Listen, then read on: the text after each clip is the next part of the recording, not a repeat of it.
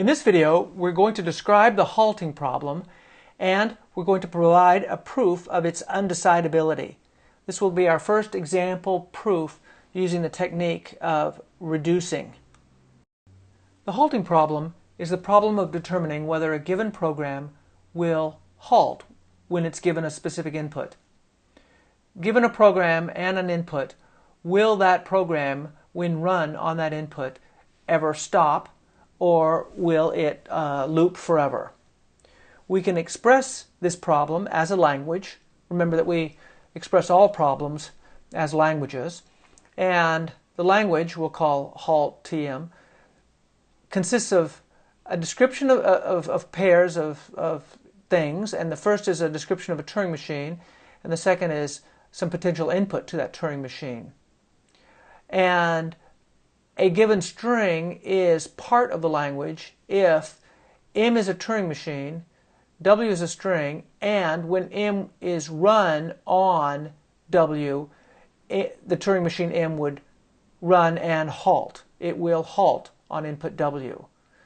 Okay, so given a description of a Turing machine and a string, if you run the Turing machine on that string and that Turing machine would halt, then that pair MW is part of the language HaltTM. And recognizing elements of that language is undecidable. In other words, given a Turing machine and a string, it's undecidable. We can't determine whether, yes, the Turing machine would halt when applied to that input, or no, whether the Turing machine would loop. We cannot decide that. And our proof, here's the logic of our proof again. It's the same logic. We assume that this language is decidable. In other words, we assume that there is a Turing machine, and we'll call it R, that can decide this language, HaltTM. Then we're going to use this hypothetically existing Turing machine to build another Turing machine, we'll call that one S, that will decide the acceptance problem for Turing machines. So what we're doing is we're reducing the acceptance problem of Turing machines to the halting problem for Turing machines. They are, after all, quite similar. And so it's a pretty straightforward reduction. But we already know that the acceptance problem for Turing machines is undecidable. So we reach our contradiction, and we therefore can conclude that our assumption was incorrect, and in fact, it's undecidable. The language HaltTM is undecidable. I think it's easy to get lost in the details, so I want to go through this a little bit carefully and make sure you understand the different parts of it. So let's look at the acceptance problem for Turing machines first and make sure we remember what that is. It's similar to HaltTM, but it's not quite the same. Again, it's similar in that strings that are in the language consist of a description of a Turing machine and an input to that Turing machine. And those strings are in the language if M will accept when applied to W. Not necessarily just halt, but halt and accept. Okay? So we're going to assume that this language is decidable, but we've already proven that it's not decidable. But if it were decidable, there would be a decider for the acceptance problem for Turing machines. We can call it S. Okay? How does it work? Well, if this hypothetical decider S exists, then it would work this way. But again, note that S doesn't exist. This language is not decidable.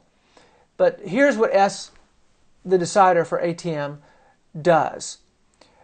It's given a string. Okay, that string has a description of a Turing machine and an input W. And if that machine, when run on string W, would accept, then the decider S will say yes, that string is part of this language. So it will accept that. So note there's a difference between M accepting W and S accepting this pair here. Okay. On the other hand, if M, when run on W, would reject W, or would loop infinitely, then our decider will detect that, so to speak, and will reject. It will not loop. S is a decider to decide this language acceptance of Turing machines, and since it's a decider, it does not loop. Deciders never loop. Okay, now let's look at R, which is a Turing machine that decides our halt language. Okay, so halt is similar. Okay, M is a Turing machine and W is a string. Okay, but an MW pair is a member of this language if M would not only would halt on W, either accept or reject, but it would halt. Okay, so we're just asking not whether it would halt and accept, but whether it would halt at all. Okay, so a decider for this language, if one exists, would work this way. So we can call this hypothetical decider R. Okay, to decide halt, again, it's provided with an MW pair. Okay, and it asks, this decider R asks, would M either accept or reject W? If M either accepts or rejects W, then R says, yep, that pair is part of the language halt. And so R will accept to indicate that that pair is part of the halt TM language. On the other hand, if M, when applied to W, okay, would loop, then that pair is not a member of halt TM. So if M would loop on W, then R, the decider for halt, will say no, that MW pair is not a member of this language, and R will reject to indicate that no, that MW pair is not a member of the language. So remember the logic of our proof. We're trying to prove that the decider for halt doesn't exist.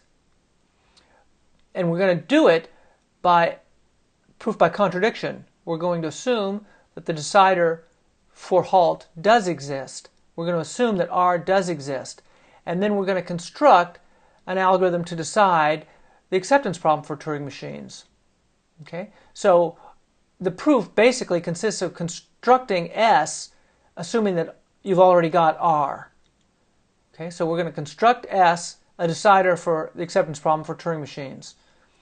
We know that can't exist, so if we're able to construct it, assuming that R exists, then we've reached a contradiction. So our assumption that R exists will then be found to be incorrect. So here is our algorithm for S. Okay, S is a decider for the acceptance problem of Turing machines. Does M accept W? So the input to the algorithm is a pair M and W.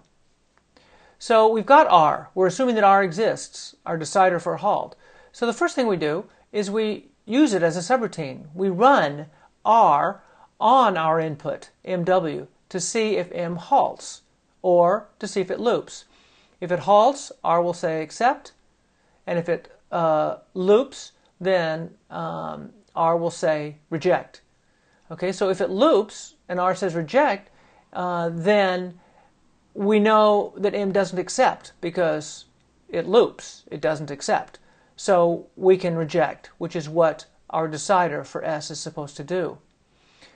On the other hand, if R says, well, gee, if you run M on W, it will halt, then it would indicate that by R would accept the MW pair, and if R accepts, it means that M would halt on input W. And R itself is a decider, so we don't have to worry about running R. R will itself never loop. Okay, so we found out that M will halt for sure when run on W, because R told us that. So now it's safe to go ahead and run M on W. So we can simulate, as part of our algorithm S, we can simulate M on input W. We know that it will halt because R told us that. And then when M halts, it will either accept or reject. And if M accepted W, then it's a member of the language, so we can accept. And if M rejects, then we reject. So we've built a decider for the acceptance problem of Turing machines, but we know that the acceptance problem for Turing machines is undecidable, so we've reached our contradiction. And that completes our proof that the halting problem is also undecidable.